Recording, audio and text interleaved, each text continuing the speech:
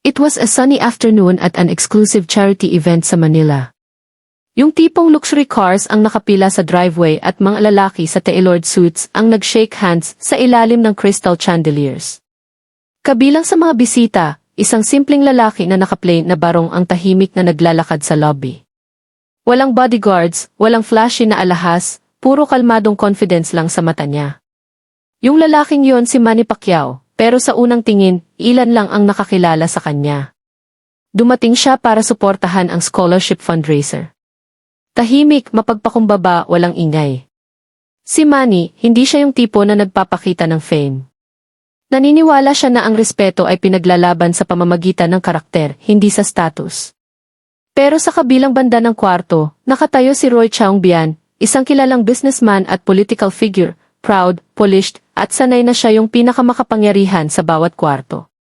Nang makita niya si Manny, medyo napasimangot siya. Sa tingin niya, mukhang out of place si Manny, sobrang simple, sobrang ordinary para sa ganitong event. Lumapit siya sa isang security guard at bumulong, sino nang nagpapapasok niyan? Hindi siya bagay dito. Alisin niyo siya. Nagdalawang isip ang guard. Sir, sa tingin ko, sinabi ko, alisin niyo siya, putol ni Roy ng matalim. Makalipas ang ilang sandali, dalawang security officers ang lumapit kay Manny. Naglingunan ang mga bisita. May nagbulungan, may nagre-record ng tahimik sa phone. Nagbago ang hangin. Yung uneesi tension kapag mali ang paggamit ng kapangyarihan. Isang guard ang nilinaw ang lalamunan. Sir, kailangan po naming humingi sa inyo na lumabas muna. Nagmukhang nalilito pero kalmado si Manny. May problema ba, officer? Tumingin ang guard kay Roy tapos bumalik kay Manny. Para lang po sa invited guests ang area na to. Umiti ng kaunti si Manny. Naiintindihan ko. Invited naman ako. Respectful ang tono niya, hindi defensive. Biglang sumigaw ang boses ni Roy sa gitna ng bulungan. Disturbing mo ang event, umalis ka na bago pa maging embarrassing to. Hinawakan ng asawa ni Manny na si Jinky ang braso niya, medyo nag-aalala. Pero nanatiling kalmado siya, hindi natitinag ang kanyang pagpapakumbaba. Pinanood ng buong kwarto kung paano hinarap ng world champion ang kahihiyan, tahimik at may respeto. At sa katahimikan na yon, may malakas na mangyayari. Ano nang ginawa ni Manny next na nagpagulat sa lahat sa kwarto, pati kay Roy mismo. Naging mabigat ang atmosphere sa grand ballroom. Tahimik ang usapan at lahat ng mata ay nakatutok sa eksena malapit sa main entrance. Dalawang security guards, hesitant pero sumusunod sa utos, nakatayo sa harap ni Manny Pacquiao, yung lalaki na hindi pa rin nila nakikilala. Sumigaw ang boses ni Roy Chang-bian sa marble floor. Naririnig niyo ba ako? Ay escort niyo siya palabas ngayon din. Nagpaikot-ikot ang bulungan sa kwarto. Kahit yung hindi pa nakakakilala kay Manny, nararamdaman nila ang imbalance. Isang makapangyarihang tao ang nagpapahiya sa isang taong walang ginawang mali. Itinaas ni Manny ang kamay ng mahina, senyales ng kalmado. Okay lang, sabi niya ng mahina. Kung hindi ako welcome, aalis ako. Pero may something sa tono niya na nagpapatigil sa hakbang ng guards. Hindi galit. Dignidad. Tahimik, hindi natitinag, imposibleng baliwalain. Isang guard, halatang hindi komportable, nagka-stammer. Sir, sinabi lang po sa amin na wala kayong invitation. Inabot ni Manny sa bulsa niya ang isang nakatuping envelope. Sa loob, formal invitation na may embossed logo ng charity at pirma ng organizer. Inabot niya ng kalmado. Sa tingin ko, dapat to ay maglinaw ng lahat. Nagmukhang nalilito ang guard, tumingin ulit kay Roy, na ngayon ay medyo nagulat pero ayaw pa ring bumawi. Kahit sino pwedeng mag-print ng invitation, malamig na sabi ni Roy. Wala akong pakialam kung sino ang nagpadala. Private event to para sa mga talagang nagko-contribute. Nag-shift ng hindi komportable ang ilang bisita. Nararamdaman nila ang arrogance sa salita niya. May nagsimulang mag-record ng discreet, phone half hidden sa likod ng wine glasses at purses. Tumingin si Manny sa sahig saglit, parang binibigyan si Roy ng last chance na tumigil. Tapos tumingin siya ulit, mata sa mata, steady, kalmado pero firm. Sir, hindi ako pumunta dito para mag-cause ng gulo. Pumunta ako para tulungan ang pag-raise ng funds para sa mga batang hindi makapag-aral. Yun lang. Walang galit sa tono niya, puro quiet disappointment. Ngumisi si Roy. Noble naman talaga yan, pero next time, baka dapat magbihis ka na parang bagay ka dito. Sumakit ang remark, hindi lang kay Manny, kundi sa lahat na nakarinig. Mabilis ang pagkalat ng bulungan. Sinabi ba talaga niya iyon sa kanya? Sobra naman. Bakit ganun ang pag-usap niya? Humugot ng malalim na hininga si Jinky, sinusubukang manatiling composed. Ang security detail ni Manny, na discreet na nakatayo sa labas, hindi tinawag dahil ayaw ni Manny ng drama. Naniniwala siya na ang pagtugon mo sa disrespect ay nagpapakita ng tunay na lakas mo. Tumango siya ng dahan-dahan at sinabi, "Naiintindihan ko, sir, pero minsan, walang kinalaman ang respeto sa damit." Nag-roll eyes si Roy, inis sa sagot. "Sapat na. Guards, please." Ngayon, halatang conflicted na ang guards, tumitingin sa pagitan ni Manny at Roy. Isa sa kanila ang tahimik na nagsabi, "Sir, sa tingin ko dapat ay double-check muna natin sa organizers." Nagdarken ang mukha ni Roy. Hindi siya sanay na tinatanong.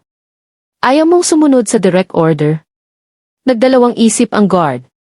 "Baka may misunderstanding lang po, sir." Samantala, lumakas ang bulungan ng crowd.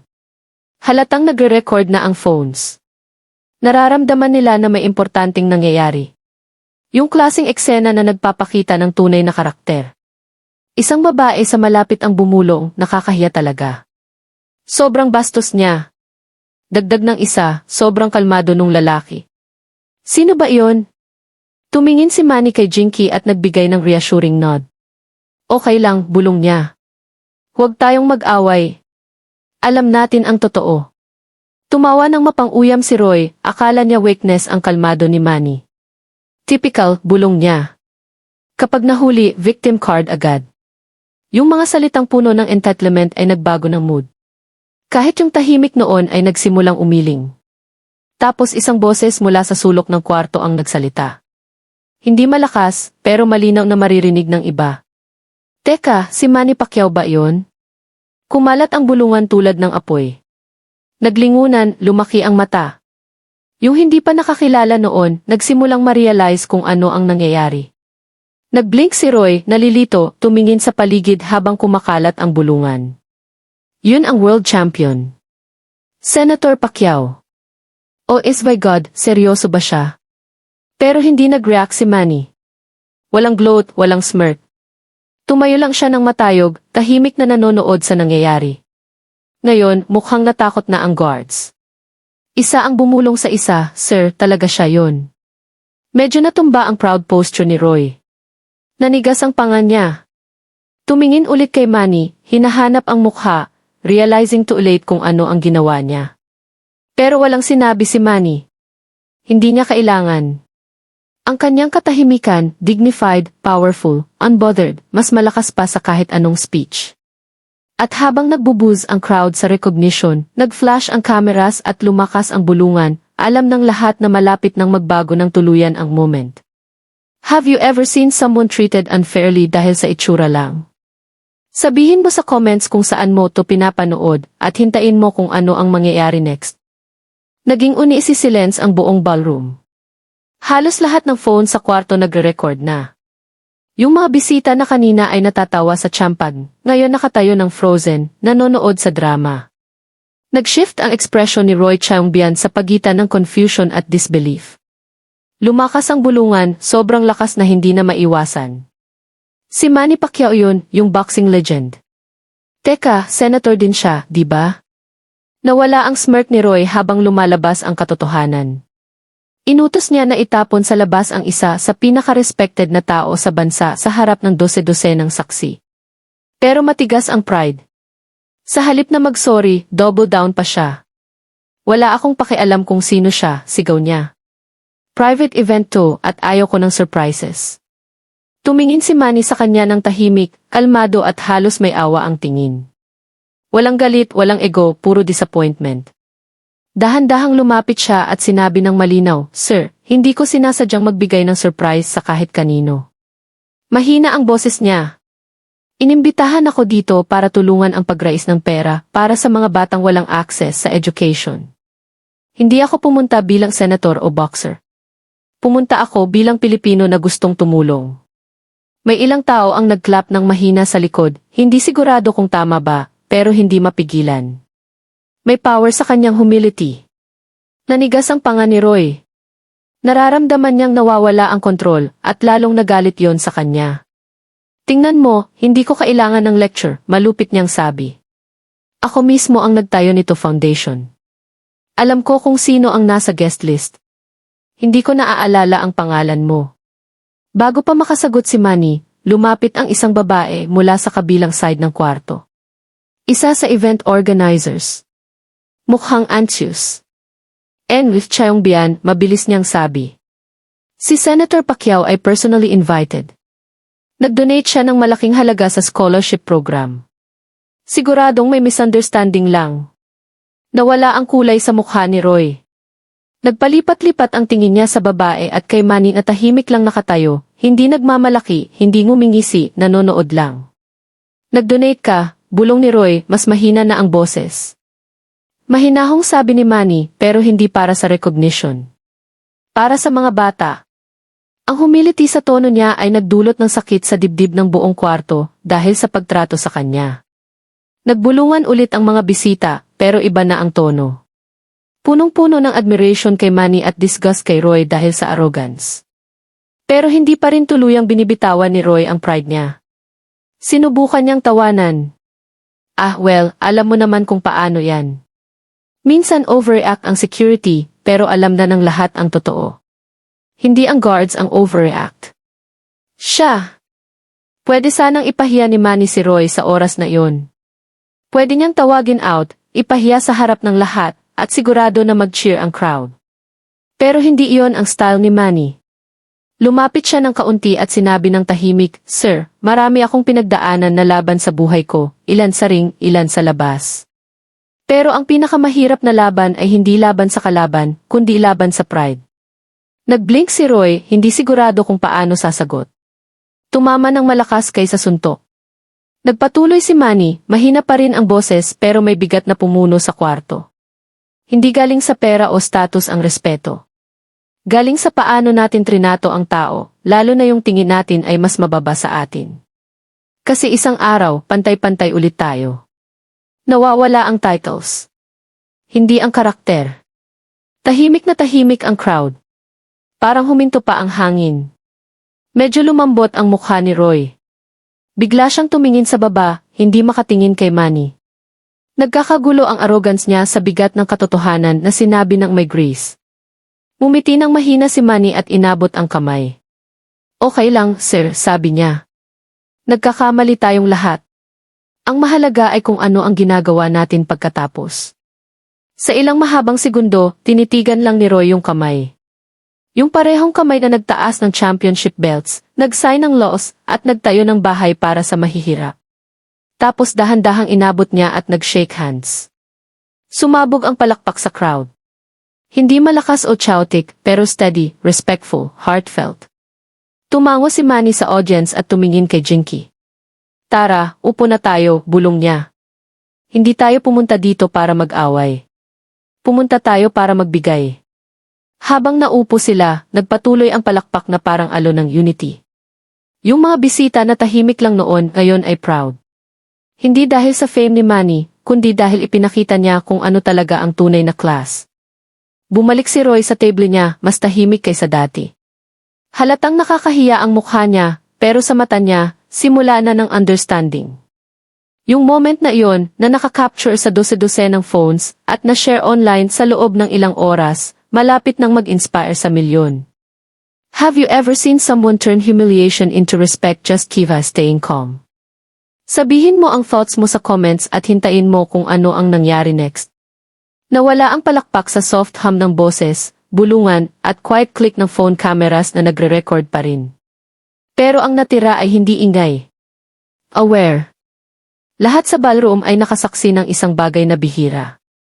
Isang tao na pwede sanang sumagot ng may galit, ipahiya at sirain ang nag-akusa, pero pinili ang grace. Naupo ulit si Manny Pacquiao sa tabi ng asawa niya, peaceful ang expression, parang walang nangyari. Inayos niya ang sleeves, ngumiti ng mahina kay Jinky at bulong, Tara, focus na sa mga bata. dun tayo pumunta. Pero sa paligid nila, completely changed na ang atmosphere. Yung mga bisita na ignore siya noon, ngayon ay hindi na makatingin sa iba. May guilty, may ashamed. Marami ang nagre-reply sa isipan kung paano nila hinusgahan siya ng mabilis, katulad ni Roy. Sa kabilang kwarto, nakaupo ng stiff si Roy Chang-bian, untouched ang wine glass niya. Nawala ang confident grin na palitan ng bigat ng realization na hindi niya matatakasan. Sinubukan niyang itapon palabas si Manny Pacquiao, isang tao na minamahal ng milyon, hindi lang dahil sa panalo, kundi sa puso. At mas masahol, ginawa niya iyon hindi dahil sa sinabi o ginawa ni Manny, kundi dahil sa itsura niya. Bumalik ang event organizer sa microphone, medyo nanginginig ang kamay. Ladies and gentlemen, simula niya, unsteady ang boses. Maglaan tayo ng sandali para pasalamatan si Senator Manny Pacquiao, hindi lang sa pagsuporta sa cause natin, kundi sa pagpapaalala kung ano talaga ang itsura ng tunay na respeto. Tumayo ang buong kwarto at nagpalakpak ulit, mas malakas, mas matibay, mas genuine ngayon. Si Manny, tumango lang sa pasasalamat, tumayo saglit para yumuko ang ulo bago umupo ulit. Hindi siya nag-enjoy sa attention. Hindi nag-grandstand. Umiti lang siya, humble pa rin. Nakaupo lang si Roy. Nagpalipat-lipat ang tingin niya sa kwarto, nakikita ang judgment sa mukha ng mga tao. Iniiwasan siya ng mga ka-level niya. May umiling. May nagbulungan sa likod ng napkin. Isang lalaki sa katabing table ang lumapit at tahimik na nagsabi, Roy, hindi tama yon. Dapat mag-sorry ka sa kanya. Walang sagot si Roy. Clinging pa rin ang pride niya, ayaw bitawan. Pero may unexpected na nangyari. Isang maliit na batang lalaki, mga 0 years old, lumapit sa table ni Manny na maihawak na folded pamphlet mula sa event nervyos pero determined. Sir, pwede po ba makipag-shake hands? Umiti ng mainit si Manny. Siyempre naman. Inabot niya ang kamay ng bata ng mahinahon. Tumingin ang bata ng malaki ang mata. Sabi po ni Daddy, nagtatayo ka ng bahay para sa mahihirap na pamilya. Sabi niya, tinutulungan mo ang tao kahit walang nakakakita. Gusto ko rin po maging katulad mo balang araw. Tahimik ulit ang kwarto. Nag-turn ang cameras. Yung innocent moment, pure, unfiltered, tumama ng mas malakas kaysa kahit anong speech. Yumuko si Manny, hinaplos ang balikat ng bata. Tapos tandaan mo to, mabait niyang sabi. Hindi mahalaga kung magkano ang pera mo. Ang mahalaga ay kung magkano ang pag-ibig na ibinibigay mo. Sumabog ulit ang palakpak, mas mahina ngayon, emotional, sincere. Nagliwanag ang mata ni Roy. Sa unang beses sa gabing yon, hindi galit o defensive ang itsura niya. Ashamed. Humugot siya ng malalim na hininga, tumayo ng dahan-dahan, at lumakad papunta sa table ni Manny. Tahimik ulit ang crowd. Sumusunod ang bawat mata. Huminto siya sa harap ni Manny, nagdalawang isip tapos sinabi ng mahina. Senator, may utang na loob ako sa iyo ng apology. Mali ako. Tumingin si Manny, kind ang mukha. Inimbitahan niyang umupo. Hindi kailangan, sir, mahinahong sabi ni Manny. Nagkakamali tayong lahat. Ang mahalaga ay matuto tayo rito. Umiling si Roy. Hindi, please. Hayaan mo akong sabihin to. Nanginginig ng kaunti ang boses niya. Hinhusgahan kita nang hindi ko alam kung sino ka. Akala ko pinoprotektahan ko ang reputation ko, pero nawala ko ang respeto ko sa halip. Nagulat ang lahat sa humility sa tono niya, pati siya mismo. Umiti ng mahina si Manny. Hindi mo nawala, sir. Nakita mo ulit. Nagpalakpak ulit ang crowd, mas malakas kaysa dati. May nagpupunas ng luha. Mas malaki ang moment kaysa apology. Lesson na nabubuhay mismo sa harap nila. Inabot ulit ni Roy ang kamay, at this time tumayo si Manny at firm na nag-shake hands. Nagpalitan sila ng tingin, hindi bilang equal sa yaman o kapangyarihan, kundi bilang equal sa pagkatao. Habang nakatayo sila side by side, nag-flash ang cameras. Yung isang photo na iyon, yung humbled elite at gracious champion, malapit nang maging headline sa buong mundo. Pero sa moment na yon, wala iyon sa isip ni Manny. Tumalikod siya sa stage habang nagpapatuloy ang event, at bulong kay Jinky, libre ang respeto. Nakakalimutan lang natin minsan na ibigay yon. Kung naniniwala kang hindi dapat nakadepende ang respeto sa yaman o status, type respect sa comments at hintayin mo kung ano ang nangyari next nang makita ng mundo ang video na to. Pagkatapos ng event, nagsimulang lumabas ang kwento sa labas ng ballroom walls. Yung moment na tumayo si Roy Changbian sa harap ni Manny Pacquiao at nag-apologize ay nakarecord sa dose-dosenang phones. Sa loob ng ilang oras, bumaha ang clip sa social media, Facebook, TikTok, YouTube Shorts, lahat parehong kwento. Businessman humiliates Manny Pacquiao tapos na humble din siya. Nag-trend ang #respect everyone at Manny Pacquiao true humility. Milyon ang nanood, nagre-replay sa quiet moment nang pinili ni Manny ang grace kaysa galit. Puno ng admiration ang comment sections. Kaya minamahal si Manny worldwide. True champion, hindi lang sa ring kundi sa buhay. Pwede niyang ipahiya yung tao, pero pinili niyang magpatawad. Kahit yung hindi fans ng boxing na inspire. Kinuha ito ng news outlets, hindi bilang skandal kundi lesson. Sa umaga, nasa lahat na ang kwento. Headlines: Manny Pacquiao teaches powerful lesson in humility after being disrespected at charity gala. Nag-usap sa GIE shows. Nag-react ang influencers. Nag-post ng quotes ang motivational pages. Respect doesn't come from status, it comes from character. Samantala, si Roy Changbian hindi nakataka sa backlash. Nag-trend ang pangalan niya kasama ang clip, libo-libo ang nag-criticize sa arrogance niya. Sinubukan ng team niya na mag-issue ng statements na misunderstanding lang, pero nakita na ng tao ang footage. Isang viral comment ang nag-summarize, yung tao na nagtayo ng image sa power, nas kulang tao na nagtayo ng legacy sa humility. Sa isang araw o dalawa, iniiwasan ni Roy ang public appearances. Pero sa loob, naging reflection ang humiliation. Pinanood niyang muli ang clip, hindi minsan, maraming beses, focusing hindi sa sarili, kundi sa kalmadong tingin ni Manny nang sabihin, respect doesn't come from money or status. It comes from how we treat people. Iba na ang dating ng mga salita na iyon. Hindi na lecture. Truth na. Kaya ginawa ni Roy ang unexpected. Nag-reach out siya. Tinawagan niya personal si Manny, hindi sa assistance o AC, at nagtanong kung pwede magkita privately. Walang hesitation, pumayag si Manny. 2 araw pagkatapos, nagkita sila face-to-face sa quiet cave sa Makati. Walang cameras, walang crowd, walang media, just 2 lalaki at isang pot ng black coffee sa gitna. Nagsimula si Roy ng mahina, humble, sincere ang tono. Senator, gusto kong pasalamatan ka sa sinabi mo nung gabi. Pwede mo akong ipahiya sa harap ng lahat at deserve ko iyon. Pero hindi mo ginawa. Ngumiti si Manny. Lahat tayo dumaan dyan, sir. Lahat may moments na hindi tayo proud. Ang mahalaga ay kung ano ang natutunan pagkatapos. Tumango si Roy. Tinuruan mo ako ng isang bagay na hindi ko makakalimutan. Nagtayo ako ng buhay sa success at recognition. Akala ko utang na loob ng tao ang respeto sa akin. Pero nung gabing yon, na-realize ko na ang respeto ay pinaglalaban mo sa paano mo trinato ang iba. Nag-isip si Manny. Alam mo, dati akala ko rin yon. Nung bata at mahirap ako, tinitingnan ako pababa ng tao. Pero nung sumikat ako, iba na ang trato. Dun ko naintindihan, hindi talaga nagbabago ang tao. Ang mata lang nila ang nagbabago. Nakikita nila ang status, hindi ang kaluluwa. Tumingin si Roy sa baba, medyo nagliwanag ang mata. Gusto kong itama to, sabi niya. Hindi para sa cameras, hindi para sa reputation ko, kundi para sa mga taong nasaktan ko sa example ko. Simulan ko sa pagdoble ng donation ko nung gabi. 1 linggo pagkatapos, nag-release si Roy ng heartfelt public statement. Hindi polished ng AC o puno ng excuses.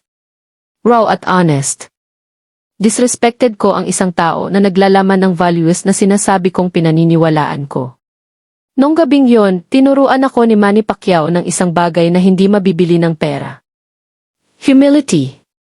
Sa lahat na nakakita nung moment, sana tandaan nyo to, mas mataas tayong umaakyat, hindi sa pagtapak sa iba, kundi sa pagbuhat sa kanila. Nag-viral ulit ang post, pero this time hindi sa galit. Pinuri si Roy sa pag-take ng accountability. Yung internet na nag-condemn sa kanya, ngayon ay forgiving.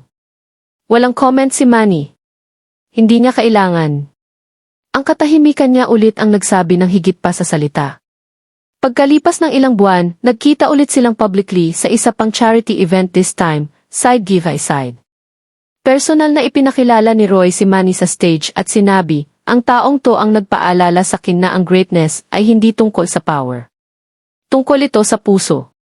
Tumayo ang crowd. Nag-flash ang cameras. Pero para kay Manny, hindi tungkol sa fame. Tungkol sa message. Would you have reacted like Manny? Calm, humble, and forgiving. Sabihin mo sa comments. At hintayin mo ang final part kung saan lumampas sa borders ang message ni Manny ng equality at nag-inspire sa bagong generation. Ang video na nagsimula bilang moment ng humiliation ay naging global message na sa Pilipinas at higit pa. Kumalat tulad ng apoy ang kwento ng calm dignity ni Manny Pacquiao. Hindi na lang viral clip. Naging movement na. Nag-replay ang news anchor sa footage, pinipigilan sa moment na inabot ni Manny ang kamay kay Roy Chaungbian, isang gesture na sumisimbolo sa forgiveness, grace, at quiet strength. Tinawag itong masterclass in humility sa morning shows. Sa classrooms, ginamit ng teachers ang kwento para pag-usapan ang respeto. Sa offices, nag-share sa lunch breaks, nagre-reflect kung paano nila trinato yung mas mababa sa rank. Sa boxing giftness, pinanood ng young athletes at natutunan na ang tunay na champions ay lumalaban sa puso, hindi ego. Pero walang mas nararamdaman ang bigat ng kwento kaysa kay Roy Chaungbian mismo. Ilang linggo pagkatapos ng private meeting nila, nag-announce si Roy ng surprising. Nag-partner siya sa foundation ni Manny para mag-fund ng new community schools at homes para sa underprivileged families. Yung mismong cause na sinuportahan ni Manny sa gala na yon. Sa press conference, nakatayo si Roy sa tabi ni Manny, hindi bilang tao na nagre-restore ng image, kundi bilang nagbago talaga. Tumingin siya sa crowd ng journalists at sinabi, noong gabing yon, nakita ko kung paano binubulag tayo ng pride. Nakita ko kung gaano kadali maging arrogance ang power, pero nakita ko rin kung paano mag-heal ang forgiveness kahit sa harap ng buong mundo.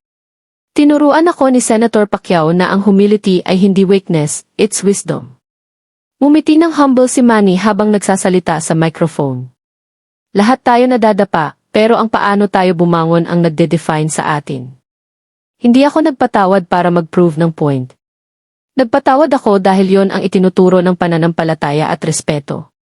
Kung gusto kong magbago ang mundo, kailangan ko munang mamuhay ng pagbabagong iyon. Puno ng palakpak ang kwarto. Sa saglit na iyon, walang halaga ang politics, wealth at status. Nagkaisa ang lahat sa mas malalim, ang paniniwala na ang respeto ay para sa lahat.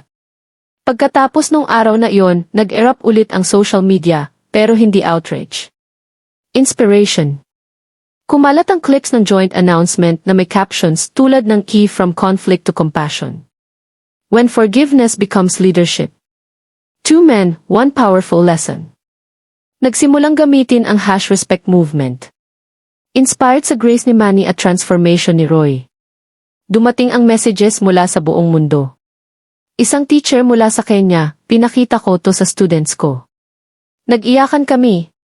Isang boxer mula sa Mexico, natutunan ko na ang pinakamalaking laban ay laban sa sariling pride. Isang nurse mula sa Dubai, pinaisip ako nito kung paano ko trinato ang patients na hindi marunong magtagalog o English. Sumali pa ang celebrities. Isang aktor ang nag-tweet, hindi lang sa ring ang pinatumba ni Manny Pacquiao ng opponents. Tinumba niya ang arrogance sa totoong buhay. Undeniable ang impact. Sa General Santos City, tahimik na nakaupo si Manny sa porch ng bahay niya isang gabi, nanonood sa sunset. Nag-buzz ang phone niya sa praises, pero inilagay niya sa gilid. Hindi siya naghahabol ng recognition. Hindi niya ginagawa yon. Lumapit si Jinky nang humingiti ng mahina. May sinimulan kang malaki, alam mo ba yon, sabi niya. Pinag-uusapan ka ulit sa lahat. Tumawa si Manny. Hindi tungkol sa akin, sagot niya. Tungkol sa respeto. Yun ang tunay na panalo. Tumingin siya sa langit, thoughtful ang itsura. Pwede kang manalo ng belts, pwede kang manalo ng elections, sabi niya. Pero kung hindi mo manalo ang puso ng tao sa kabaitan, wala kang talagang napanalunan. Samantala, patuloy na tinupad ni Roy Chaungbian ang pangako niya. Sumasama siya sa community visits kasama si Manny, hindi bilang sponsor na naghahanap ng atensyon, kundi bilang estudyante, natututo mula sa mga taong dating tinitingnan pababa. Nakikinig siya sa kwento ng mahihirap na pamilya, nag-shake hands sa construction workers, nag-share ng pagkain sa mga bata sa schools na pinondohan nila together. Sa unang beses sa maraming taon, nararamdaman ni Roy ang peace. Hindi dahil sa nakukuha niya, kundi dahil sa naintindihan niya na. Isang hapon habang bumibisita sa housing site, tumingin si Roy kay Manny at sinabi, "Alam mo, dati akala ko ang pagtulong sa tao ay tungkol sa charity. Ngayon nakikita ko na tungkol ito sa equality." Tumango si Manny. "Exactly," sabi niya. "Kapag nakikita natin ang iba bilang mas mababa sa atin, nawawala ang pagtingin natin sa sarili natin. Pero kapag binuhat natin sila, lahat tayo umaangat together." Nakuha ng cameras yung moment na iyon. At soon, naging slogan ng joint campaign nila ang quote, "When we lift them up, we all rise together."